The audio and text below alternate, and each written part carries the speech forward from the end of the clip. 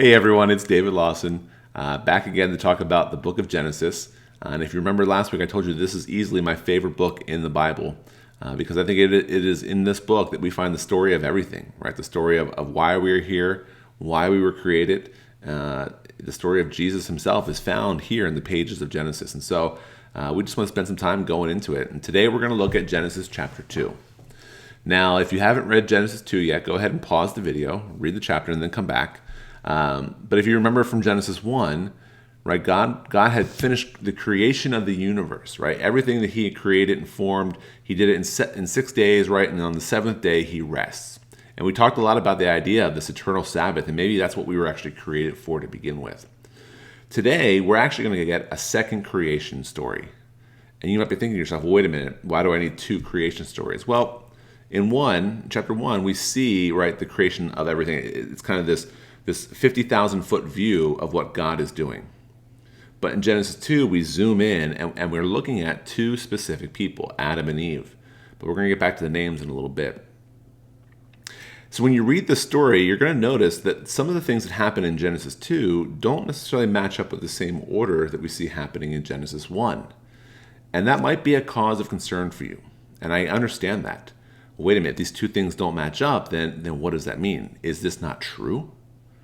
Right, but I want you to remember what the Bible is.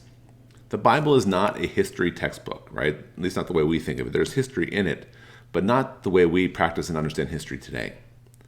The Bible is not a science textbook, right? It's not meant to show you, how the universe was created, how everything started from nothing and the molecules and the atoms and this and that. It's not what the Bible's trying to do. What the Bible wants to do is tell us God's story and show us our place in his story. And so when you see these kind of inconsistencies or what some people might call contradictions in the Bible, remember, it's not a contradiction because the Bible's not trying to tell you that this is the physical way that the universe was created. It's trying to tell you a story, right? In Genesis 1, God takes chaos and he makes order. He takes what was empty and he fills it, right? The purpose of 1 was to show us why we were created, right? To talk about the Sabbath and how we were meant to dwell in God's presence and to bear his image to this world. Now in Genesis 2, we're looking in and we're zooming in on two specific people, right? Adam and Eve. So don't let those things scare you away, because the author actually wants you to kind of wrestle with that a little bit and try to discern, well, why is it different here and why are we seeing a different story in chapter 2? They want you to wrestle with that and understand that and try to gain what it is he's trying to show you through this. So we go to chapter 2 and we get the story of God creating the Garden of Eden, right? And the picture that we get is this idyllic paradise where there is just plenty. There is no need. Everything is lush and green and full. All the trees are bearing fruit. And the idea is that we have everything that we could ever need.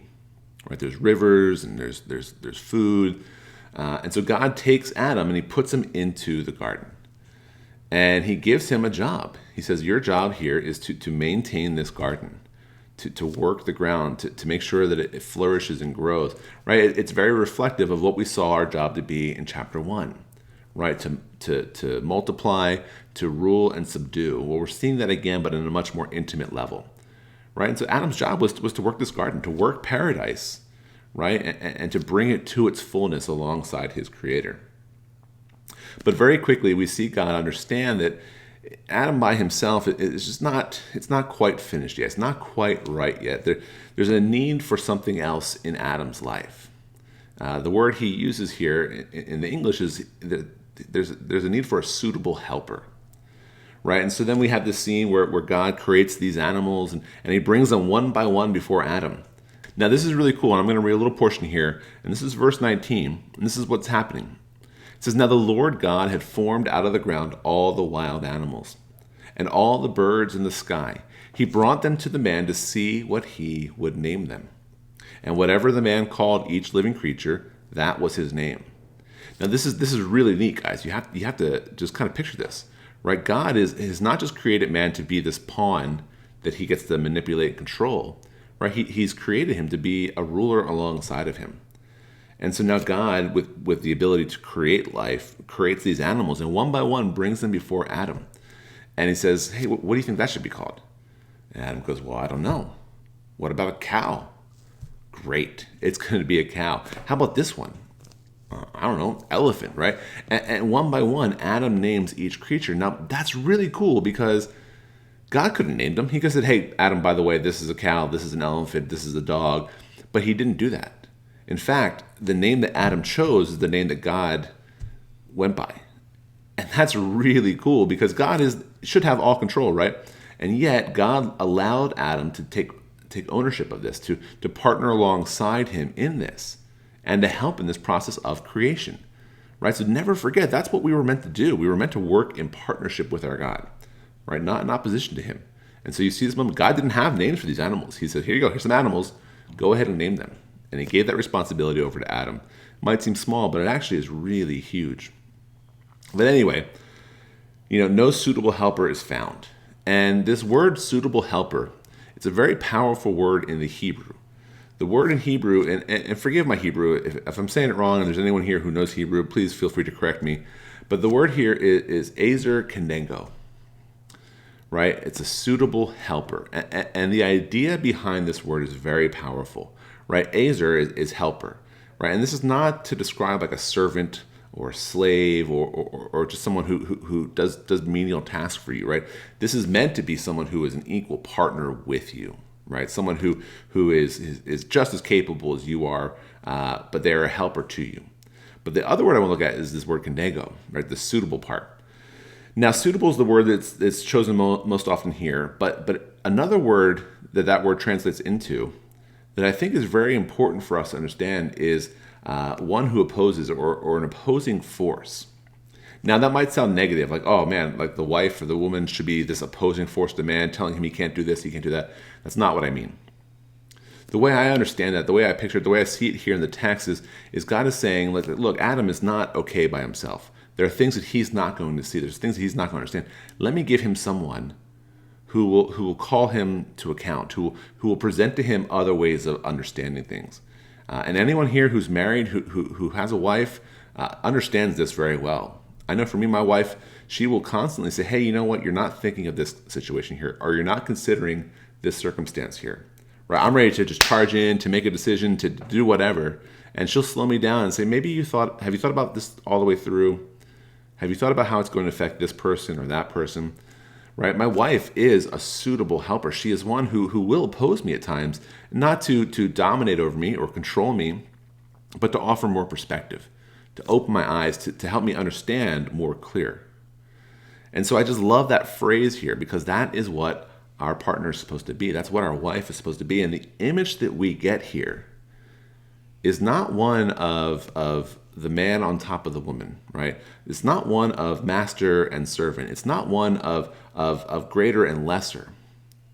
The image that we get here is of an equal partnership. Different strengths, different abilities, different types, but yet the partnership is meant to be equal. And that's how it was in the beginning. That's how it was in the creation.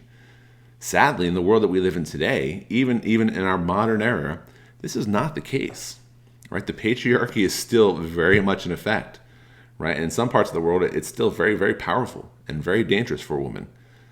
And so it's good for me to know that my God did not intend for that to be the case.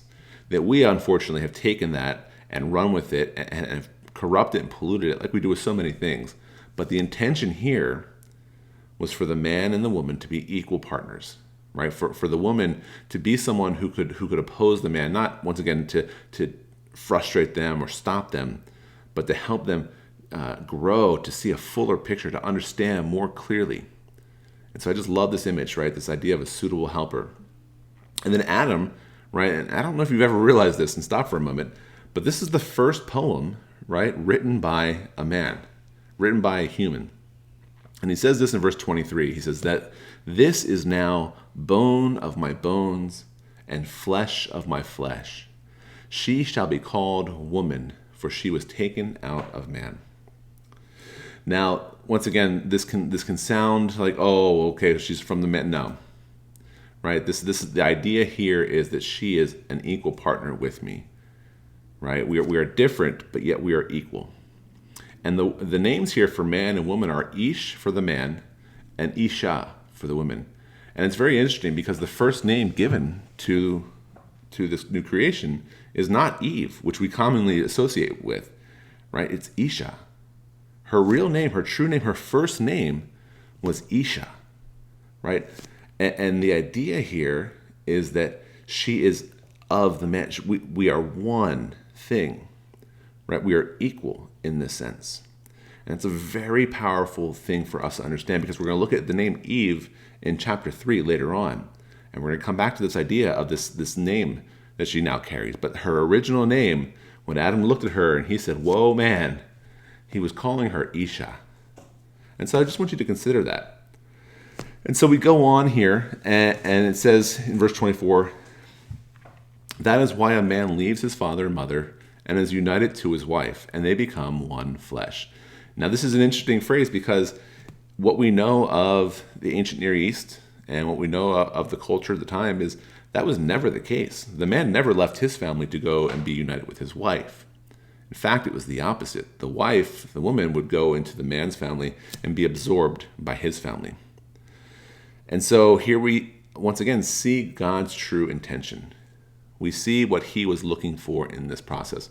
He was not looking to create a dynamic where one was greater than the other, where one was over the other, where one had to lose their entire identity to become a part of the other.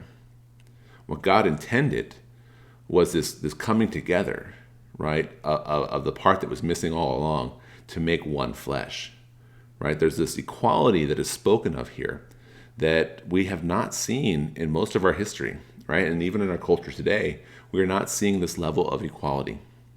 But God's intention all along was for this to be an equal partnership, right? Different abilities, different skills, different strengths and weaknesses, but yet still equal.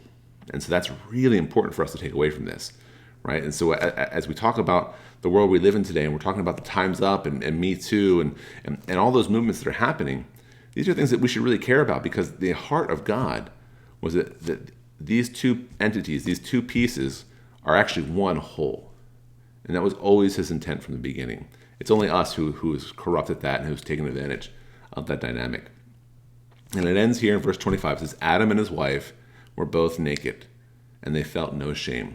And you think it's such a weird thing for the author to note the nakedness. Like, okay, well, I mean, all right. But it shows, it's physical nakedness, sure. But what's more important here is this complete, just utter revealing of who we are before God. There is no filter, there is no barrier, there is nothing stopping us from being connected with God, right? We are as he created us, as he always intended us to be, right? So the nakedness here is not some kind of, they're naked. No, it's this idea that before God, like we are laid bare. He knows our innermost workings. And that was the intent, right? It's only later that we find out that, we were naked and we feel shame. But the idea here is that there is no shame before God. There is no hiding. There is no covering. There is nothing between God and his creation. And so it's such a powerful image because that is what God intended, right? That is what God is working towards now through Jesus Christ. He is trying to bring us back to this garden ideal because that's what the intent was. For us to work alongside him, bringing this garden, bringing his creation to its fullness, right? Not just alone with God, but with a partner who is not lesser than us, who is not weaker than us, but who is equal to us and shares in this partnership just as powerfully as we do. And so I love this story of, I'm going to say Adam and Isha, right? Because she's not Eve yet. But I just love this story because this is the glimpse of what it was meant to be. And it's a glimpse of what it's going to be again when Jesus comes and returns. So thank you for coming along with me on this journey here. This is Genesis 2. We're going to look at Genesis chapter 3 next time. It's the fall of man. It's a much different story, but still very powerful and has a lot for us to understand in our context today. Now you're probably saying to yourself, David, you didn't answer the question again that I want to know. Are Adam and Eve two literal people that started all of humanity? And once again, I'm sorry, I'm going to disappoint you. I'm not going to answer that directly. Right? There's a book here that I'm going to recommend to you. It's called The Lost World of Adam and Eve. I think it has a lot of great information in there for you to consider and pray over and try to understand some of the context of when this book was written and who it was written to. But you got to do that work yourself. You've got to wrestle through those scriptures here. But whether it was two real people and they started everything, or these are archetypes, once again, that's kind of not the point. The point here for us is to understand that we were always meant to be laid bare before God, to be in partnership with Him, to work alongside Him, not as servant and master, but as rulers, co-rulers of this beautiful creation He made. And so that's the point of the story here. So don't get caught up in is it literal, or is it, if that's the argument you're having, you're missing the point. So I would recommend that book. Read it, check it out. Let me know if you have questions. Hit me up. Please go ahead and subscribe to our YouTube channel at the Valley Church. You can follow me at Friar Dave on Instagram. I'd love to hear from you. I'd love to hear your feedback on this video. Let me know what you think. Talk to you guys soon. Bye.